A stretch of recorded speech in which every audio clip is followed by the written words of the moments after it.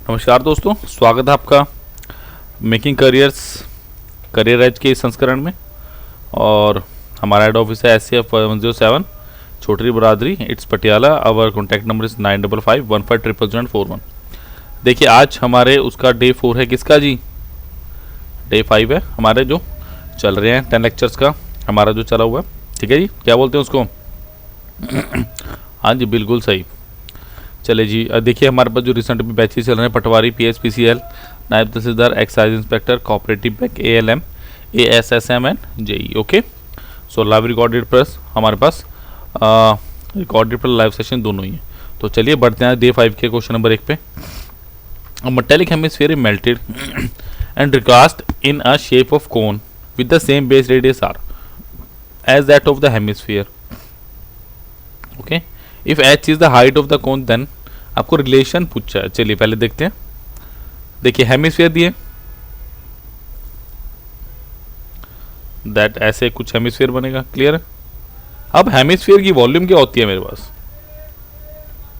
वो होते 2/3 pi r cube. Sphere की 4/3, तो इसकी 2/3। और कोन की बात कर रहे हैं जी,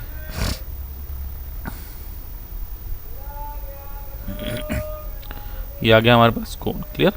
ये कोन की हाइट दी है और आपको क्या बोला है कि दोनों की रेडियस बेटे बराबर है। दोनों की रेडियस बराबर है, तो इसका वॉल्यूम क्या होगा? 1/3 पाई आर स्क्वायर एच। तो बराबर कीजिए वॉल्यूम ऑफ कोन, तो 2/3 pi r cube is 1/3 pi r square h. देखिए कैंसिल हो गया 3, ये कैंसिल हो गया, ये कैंसिल हो गया। तो h इजिकल टू क्या आ गया मेरे पास? 2r। कुछ ऐसा था नहीं, बस इसमें आपको ये पता होना चाहिए कि कोन का वॉल्यूम और अपना हेमिस्फीयर के वॉल्यूम का फॉर्मूला क्या होता है। ठीक है, तो चलिए नेक्स्ट क्वेश्चन पे पढ़ते हैं students. A solid metallic cone of height कितना दिया? 10 centimetre and radius 20 centimetre. Height is 10 centimetre and radius is how much? 20 centimetre. Is melted to make hemispherical balls. Okay, cone को मेल्ट किया आपने। ठीक है, एक ऐसा कोन दिया, उसको हमने क्या कर दिया? मेल्ट कर दिया, और छोटी छोटी छोटी छोटी नंबर ऑफ स्पेरिकल बॉल्स बना दिए हमने। Clear? We don't know about balls. और जिनका डायमीटर कितना दिया इस बॉल का? 4 सेंटीमीटर। तो how many such balls can be melted? एक बात आई, इस कोन से ही हमने क्या नाम है, स्पेरिकल बॉल्स बनाई है। तो जितना मटेरियल इस कोन को बनाने में यूज हो रहा है, उतना मटेरियल कैन में यूज होगा। तो मैं कह सकता हूँ volume of cone is equal to volume of sphere, number of spheres. हाँ जी, बिल्कुल बोला जा सकता है, यस मैं बोल सकता हूँ। क्लियर? तो देखिए, so 1/3 pi r square h is equal to number of sphere n, और एक की volume 4/3 pi r cube. Clear? तो चलिए देखिए कैंसिल आउट हुआ। तो आर स्क्वायर कितना दिया है मिलेगा मेरे को? 20 इंटू 20, और h कितना दिया जी? h 10 and number of balls मैं लिख देता हूँ यहाँ पे। Okay, into 4 into radius is how much? अगर मेरे पास डायमीटर 4 है तो रेडियस कितना होगा? 2 इंटू 2 इंटू 2। क्या यही बना? बिल्कुल। तो काटिए, 4 पंजा 20, 2 पंजे 10, 10 और ये 5।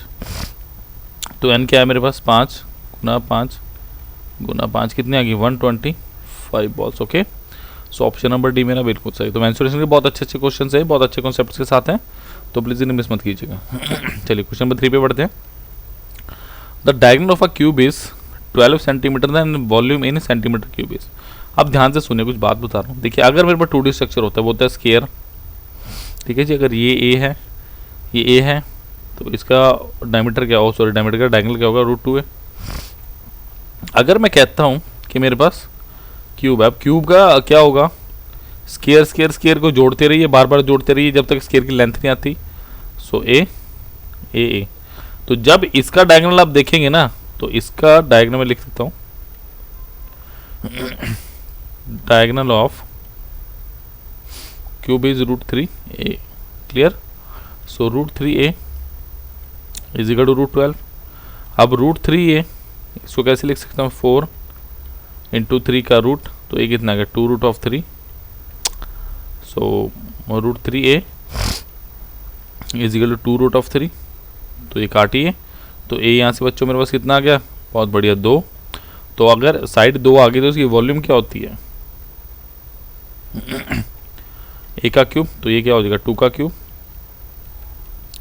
Is equal to 8 centimetre of cube, which is my option number A. Clear. तो अभी तक किसी क्वेश्चन में कोई डाउट नहीं, तो चलिए अगले क्वेश्चन में बढ़ते हैं गाइस, क्योंकि छोटे छोटे क्वेश्चन है तो इनमें टाइम लगा के फायदा भी नहीं है। चलिए, how many cubes each of H 3 centimetre can be cut from a cube of H 15 centimetre. देखो बहुत सारे उसमें क्या नाम है बुक्स में, आपको यूट्यूब पे भी जो भी मिलेगा डेटा, उसमें आप क्या लगाया होगा, उसमें आपको ये बताया होगा कि आप फॉर्मूला लगाइए। बट देखो मैं आपसे एक बात करता हूँ, अभी मैंने पहला क्वेश्चन किया आज का, ये वाला सॉरी दूसरा, इसमें क्या है, नंबर ऑफ बॉल्स किससे बनी है आपकी क्यूब से। तो क्या यहाँ पे जो एज कटेंगी तो टोटल वॉल्यूम बराबर नहीं होगा, हाँ जी होगा ना। तो मैं कह सकता हूँ volume of original cube is equal to number of cube having side 3 centimetre. अब इसमें ये कॉन्सेप्ट मत लगा देना कि सर खराब भी तो हो रहा है, ये भी तो हो रहा है, ऐसा कुछ नहीं होता है। तो इसका कितना है 15 इंटू 15 इंटू 15, अगर साइड आपको 15 दी है तो वॉल्यूम 15 गुना 15 गुना 15, और एच कितनी दी है 3 into 3 into 3 into number of cubes. तो काटिए, 3 पंजे 15, 3 पंजे 15 और 3 पंजे 15, तो एन कितना गया आपके पास 125। क्लियर। तो नंबर ऑफ क्यूब्स आर 125। तो कुछ मत लगाना कि ये दिया वो दिया, सिंपल सिंपल सिनेरियो। चलिए अगले क्वेश्चन बढ़ते हैं, important question. 3 solid metallic spheres of diameter, तो डायमीटर मुझे दिया है 6 सेंटीमीटर, तो रेडियस 1 कितना हो गया 3 centimetre. Okay, diameter 2 is how much 8 centimetre, so radius of 2 is 4 centimeter, diameter of 3 is 10 centimeter, radius of 3 is 5 centimeter, are melted and recast into a new solid sphere, the diameter of the new sphere is। देखो इसका मतलब आपने किया है 3 ना आपके पास solid spheres हैं, ठीक है, इनको आपने पिघलाया और एक बड़ा स्फीयर बना दिया, मुझे इसका रेडियस बताना है। तो क्या होगा, वॉल्यूम बराबर होगी, तो मैं क्या कह सकता हूँ 4/3 पाई r1 क्यूब प्लस 4/3 पाई r2 क्यूब प्लस 4/3 पाई r3 क्यूब। इसका रेडियस ले लो आप r, स्मॉल r ले लो, 4/3 पाई r क्यूब। वैसे तो जनरली बड़ा ही होता है, बट मैंने थोड़ा अलग दिखाने के लिए बड़ा ले लिया, ठीक है। तो 4/3 r1 cube plus pi plus r3 cube equal to 4/3 pi r cube, where r is equal to radius of, मैं लिख देता हूँ बिगर क्यूब। ओके, 4/3 पाई से 4/3 पाई कटा, तो मेरे पास बचा क्या r1 कितना है जी 3 का क्यूब प्लस 4 का क्यूब प्लस 5 का cube is equal to r cube. तो यहाँ से r क्यूब देखो किसके इक्वल आया, ये कितना होगा 125 प्लस 64 प्लस 27, 12 6 18 तो 20, 7 4 11 5 16, तो ये कितना 216। सो आर की वैल्यू कितनी होगी आपको पता होना चाहिए, 6 का क्यूब होता है, तो आर कितना आ गया मेरे पास 6 सेंटीमीटर, 6 आ गया। तो देखो आंसर भी नहीं नहीं नहीं, आपसे क्या पूछा बेटा, आपसे डायमीटर पूछा, तो डायमीटर कितना होगा रेडियस का double, option number D 12। Clear. तो बहुत अच्छा क्वेश्चन था, लॉजिकल सा क्वेश्चन था। देखो ऐसे क्वेश्चन पेपर में बहुत पूछे जाते हैं, इसीलिए 2-3 क्वेश्चन आज ऐसे ही डाले हैं मेंसुरेशन के, ताकि आपको समझ आए। क्लियर। चलिए नेक्स्ट क्वेश्चन पढ़ते हैं, अच्छा क्वेश्चन है। The slant height of a conical mountain is 2.5 kilometre. Okay,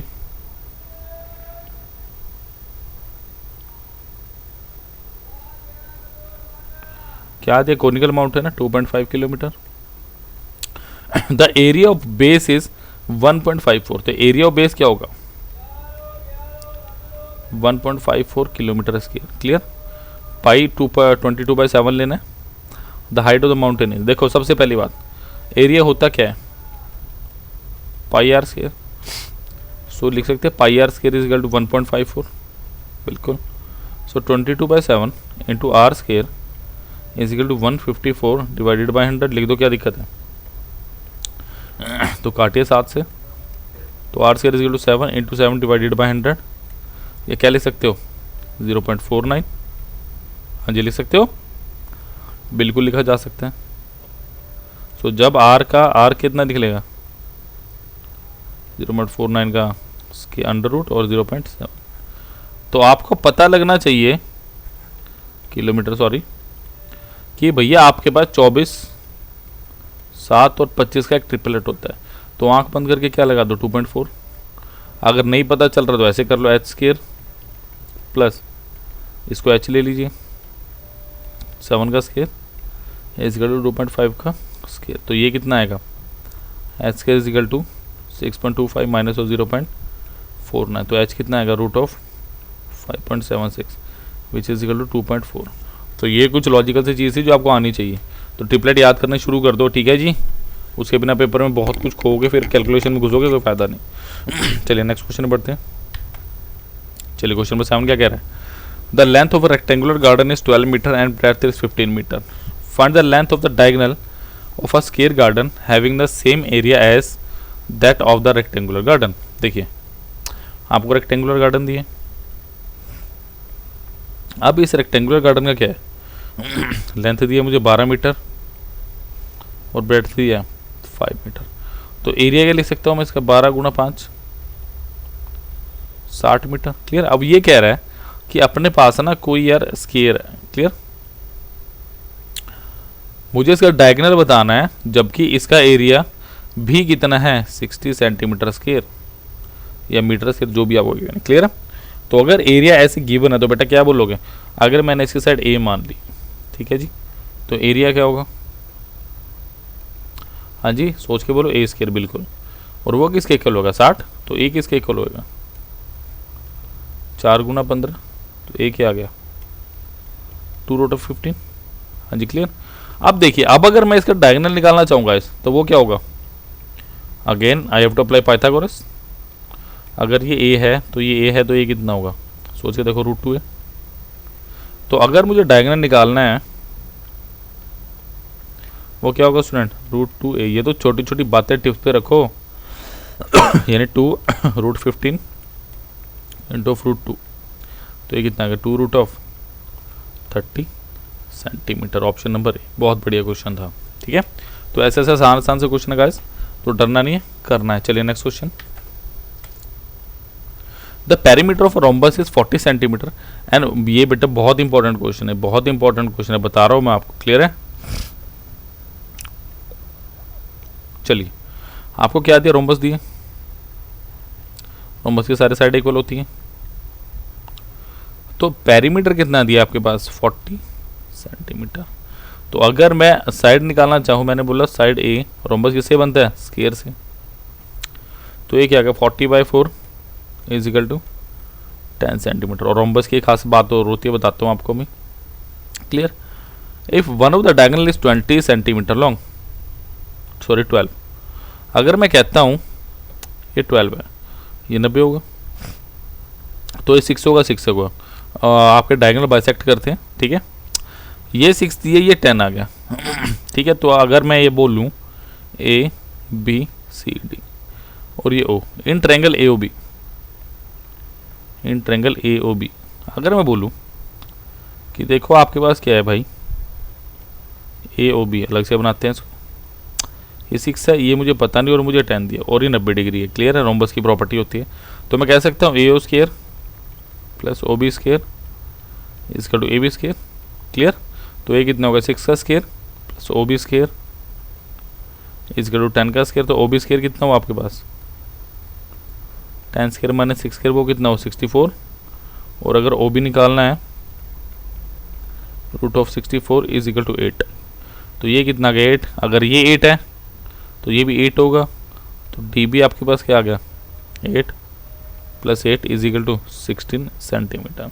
rhombus जब कराऊंगा तो सारी प्रॉपर्टीज भी कराऊंगा, फिलहाल के लिए इतना समझ लीजिए। क्लियर है? तो बहुत इंपॉर्टेंट क्वेश्चन था बच्चों ये, ठीक है। चलिए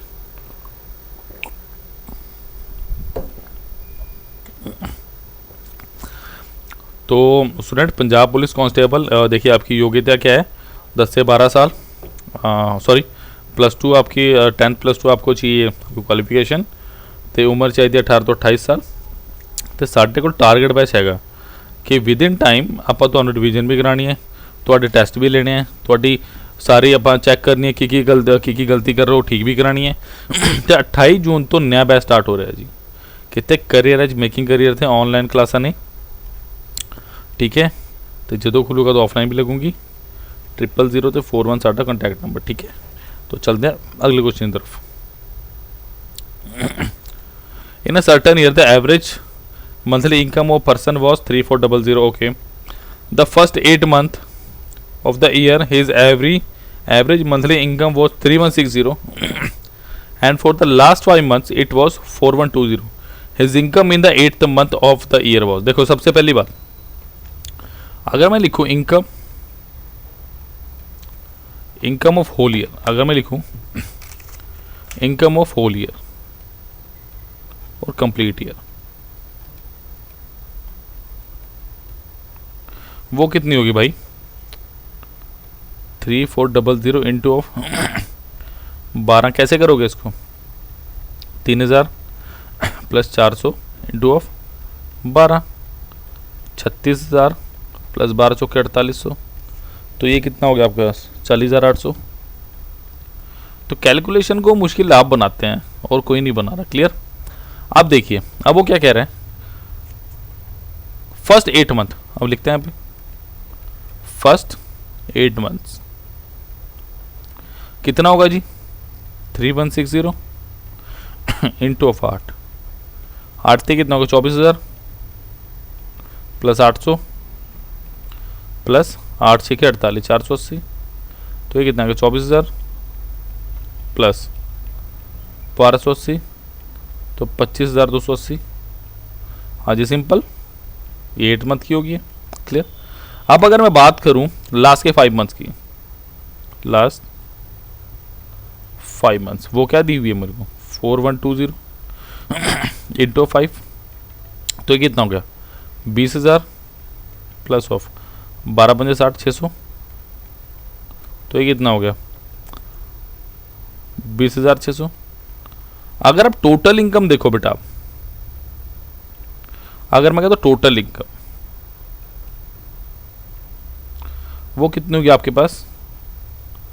25,280 प्लस 20,600, तो ये कितनी है मेरे पास? देखिए ध्यान से, 40,000 45,000 45,880 रुपये। अब अगर आप ध्यान से देखो यहाँ पे 8 मंथ, यहाँ पे 5 मंथ, तो 1 मंथ की 2 बार होगी काउंट, तो क्या करो 45,880 में से 40,800 माइनस कर दो। क्लियर है? तो साफ साफ आपको दिख ही रहा होगा, 800 से 800 कैंसिल हो गया, एंड में बचेगा 50, सॉरी 80, और 45 में से 40 गए, कितना बचा? 5080।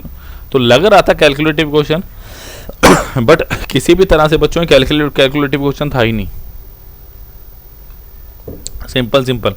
चलिए अगले क्वेश्चन में बढ़ते हैं बच्चों। Important, train runs at 7/11 of its own speed and reach a place 22 hours. Okay, how much time could be saved if the train would run at the own speed? देखिए सबसे पहली बात, स्पीड क्या होता है? डिस्टेंस अपॉन टाइम, और क्या बोलते हो? Distance is equal to speed into time. अगर मैं बात करूं डिस्टेंस कांस्टेंट है मेरे पास, तो speed is inversely proportional to time, और time is inversely proportional to speed होता है। समझ लो, बहुत अच्छे से बताया मैंने लेक्चर्स में। चलिए अगर मैं बात करता हूं स्पीड की,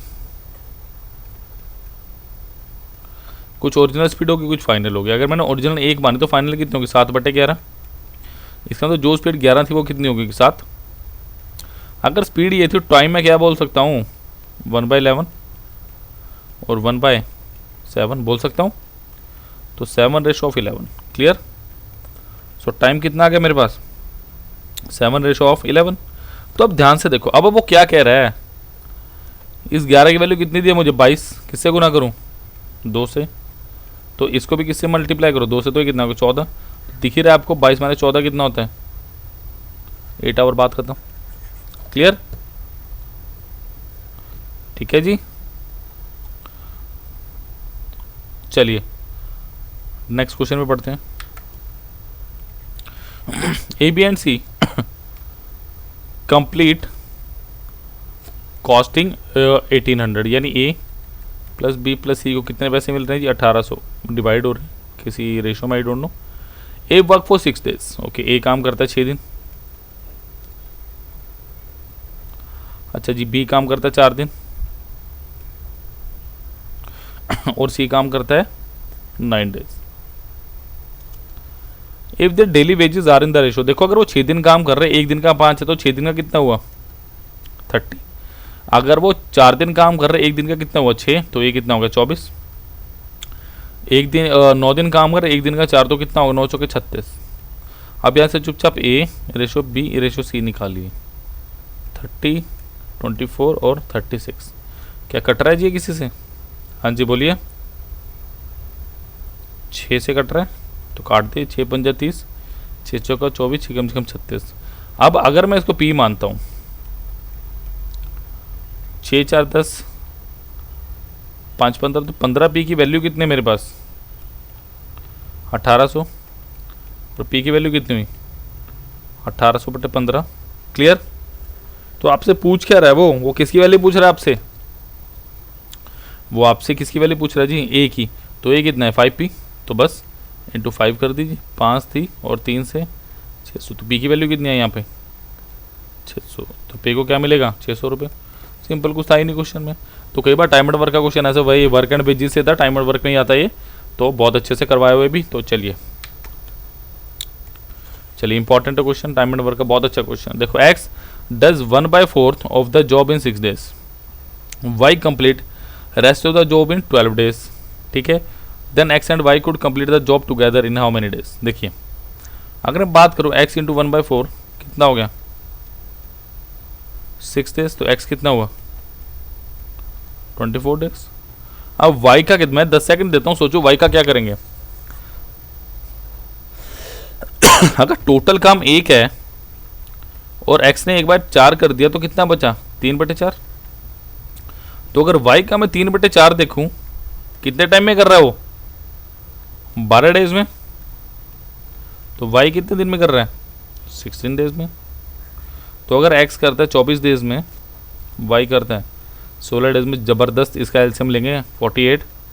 तो efficiency of x is how much, 2, efficiency of y is 3। तो क्या, ओके 8, एक्चुअली ये 8 1/8 डेज होगा, और 9 3/5 डेज, 7 1/3 डेज। इतना बड़ा नहीं हो सकता, ये भी कुछ प्रिंटिंग एरर है। क्लियर। तो आपके पास क्या होगा, work is equal time into of efficiency. तो वर्क कितना है, 48। टाइम मुझे निकालना है किसका, x प्लस वाई का, और efficiency of x plus Y is 5। तो time of x plus Y कितना आएगा बेटा मेरे पास, 48/5, 5 में 45, 3/5। देखा मैंने बोला था, इतना लंबा कभी नहीं आ सकता आंसर। कभी हो तो अपनी उसके हिसाब से, कॉन्शियसनेस के हिसाब से प्लीज़ आंसर मार्क कीजिए। तो answer is 92/3 days, sorry 5 days. चलिए नेक्स्ट क्वेश्चन में पढ़ते हैं गाइस। ये बहुत तगड़ा क्वेश्चन है, बहुत मतलब बच्चों को परेशान किया इसने, तभी डाला ये। 2 well cells are A and B contain milk and water mixed in the ratio 8:5 and 5:2. The ratio in which these two mixture be mixed together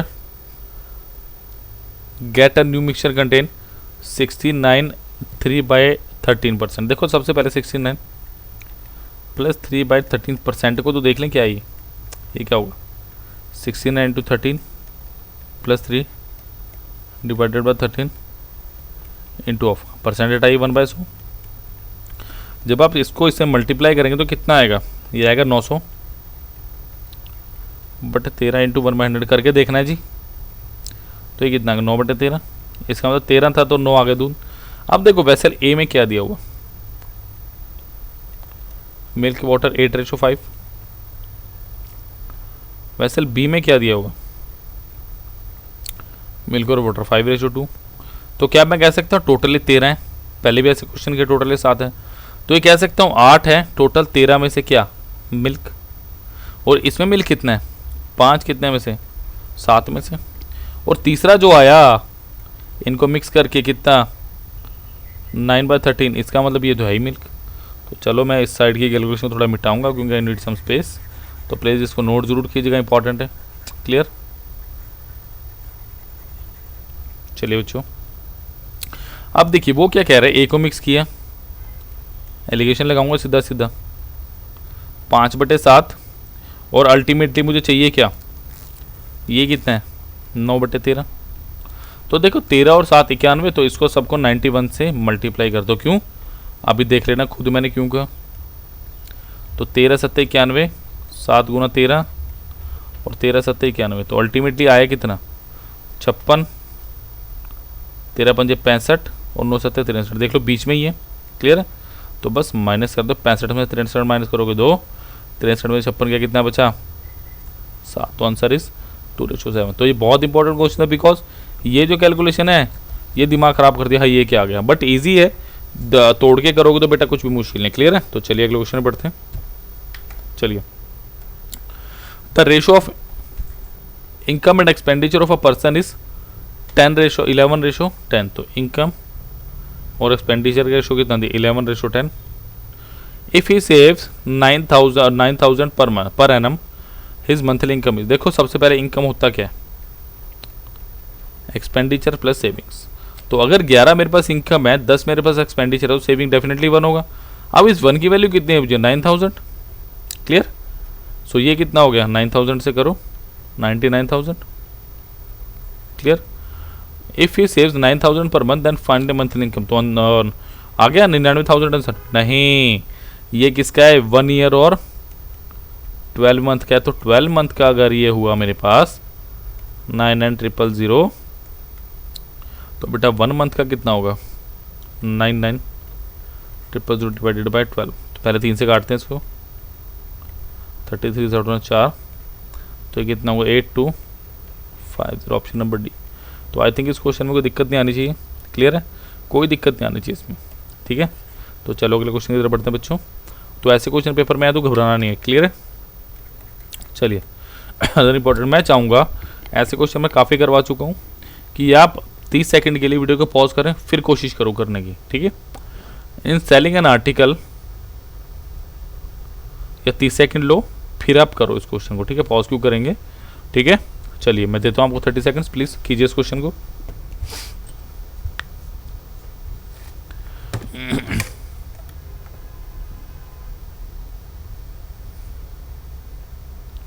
जल्दी से बच्चों ट्राई करो इस क्वेश्चन को।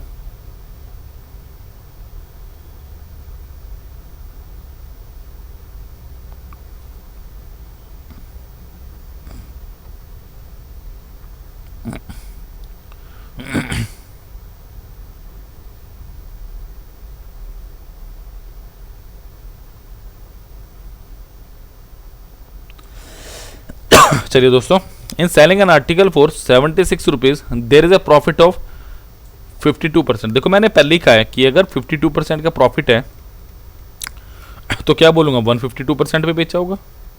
मैंने आपको पहले ही बताया कि अगर मैं बात करता हूं कि 152% की वैल्यू क्या है मेरे पास, वो क्या बोलोगे 76 रुपये।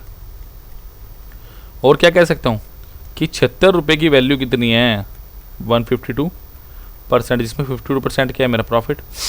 If it is sold for 75 rupees, इसका मतलब एक ही वैल्यू क्या है 152/76, और मुझे किसकी वैल्यू निकालनी है 75 की, तो वो क्या होगी 152 डिवाइड बाई 76 इंटू 75। तो सीधा सीधे 2 से कट रहा है, तो 75 गुना 2 कितना हुआ 150। तो आंसर इज 150%। नहीं जी, अगर 100 मेरा कॉस्ट प्राइस था तो 50% क्या आ गया मेरा सेलिंग प्राइस पे profit. Clear, sorry profit not selling price. तो answer is option number D. तो चलिए, बेहतरीन क्वेश्चंस की यार आज सीरीज थी, मज़ा आ गया करके। और फिर वही बात करियर एज की जो यार टीम बैठी है ना, बहुत ही ज़्यादा स्ट्रॉन्ग है, बहुत ही ज़्यादा बढ़िया क्वेश्चन बना रही है। सो थैंक यू, मैं लिख देता हूँ specially thank you. Career as content team इतना अच्छा मटेरियल प्रोवाइड कराने के लिए। तो सोच लो अगर एक लाइव बैच में इतना चल रहा, तो सोचो जब आप कोर्स में इनरोल हो जाओगे तो कितना अच्छा मटेरियल मिलेगा। तो ऐसे मटेरियल को जानने के लिए क्या करना होगा, करियर एज इंस्टीट्यूट पे कॉल करना होगा। कहाँ पे, 9551500041 पे। चलिए नेक्स्ट क्वेश्चन में पढ़ते हैं गाइस। बहुत ही इंपॉर्टेंट क्वेश्चन है भाई। क्या दिया है, a square plus b square plus 4c square is equal to twice of a plus b minus 2c minus 3, और आपको बताना है a square plus b square plus c square की वैल्यू। ठीक है, चलो तो क्या लिखूंगा, देखो इसको मैं खोलता कैसे हूँ। A square plus b square plus 4c square is equal to 2a square, sorry 2a square नहीं 2a plus 2b minus 4c minus 3। अब एक काम करो, इसको सारे को लेफ्ट हैंड साइड पे लेके आओ। कैसे, a square plus b square plus 4c square minus 2a minus 2b plus 4c plus 3 is equal to 0। अब ध्यान से देखो, अगर मैं लिखता हूँ a प्लस 1 का होल स्केयर या a माइनस 1 का क्या ए स्केयर प्लस 1 स्केयर माइनस 2 है, तो क्या सारा डेटा पड़ा है यहाँ पे, बिल्कुल पड़ा है। तो क्या कर सकते हो, ए स्केयर यहाँ से एक उठाइए प्लस 1 माइनस 2 है, तो यहाँ से क्या आ चुका है, ए स्केयर खत्म हो चुका है। ठीक है जी, ये खत्म हो चुका है, यहाँ से एक लिए जा चुके हैं और ये 2a खत्म हो चुका है। क्लियर है। सेकंड क्या है, बी स्केयर लीजिए, फिर यहाँ से फिर 1 उठाइए माइनस 2b, बिल्कुल समझ आ गया होगा। अब देखो ये क्या है, क्या इसको 2c स्केयर लिख सकता हूँ मैं, 2c का होल स्केयर प्लस यहाँ पे इसको कि देखो 1 प्लस 1 प्लस 1, एक ये यूज़ हो गया, ये यूज़ हो गया, अब ये बचा है प्लस 1 स्केयर, इसको ऐसे लिख लो ताकि आपको थोड़ा कंफर्टेबल फील करो। Mine plus of 2 plus of 2 into A into B, clear, is equal to 0। तो देखो बच्चों ये क्या बना मेरे पास, ये क्या बना, a माइनस 1 का whole square plus of b minus 1 का whole square plus of 2c plus 1 का whole square is equal to 0। तो क्या यही बना मेरे पास, क्या यही बना हाँ जी बताइए, क्या यही बना, होना तो ये चाहिए। ई को भी ले लो, नन ऑफ दिस। क्लियर है। तो फिर एक बार देख लेंगे दोबारा, कोई डाउट कोई गलती तो नहीं है ना, क्योंकि अगर बेटा कैलकुलेशन मिस्टेक होगी तो फिर दिक्कत हो जाती है। क्लियर, तो देखते हैं इसको। चलिए ए स्केयर आ गया, यहाँ से 1 लिया, ये माइनस आपके पास था तो वहाँ के प्लस हो गया, तो ठीक है। चलिए तो a माइनस 1 का whole square is equal to 0, b minus 1 का whole square is equal to 0 and 2c plus 1 whole square is equal to 0। Clear है। तो चलिए, तो a कितना आ गया यहाँ से 1, b कितना आ गया 1 और c कितना 2c प्लस 1। बिकॉज मैंने बताया आपको कि जब भी 3 स्केयर वैल्यूज का 0 सम होगा तो ये इंडिविजुअली भी क्या होंगे। तो c कितना आ गया -1/2। अब आपसे क्या पूछ रहा है वो, a square plus b square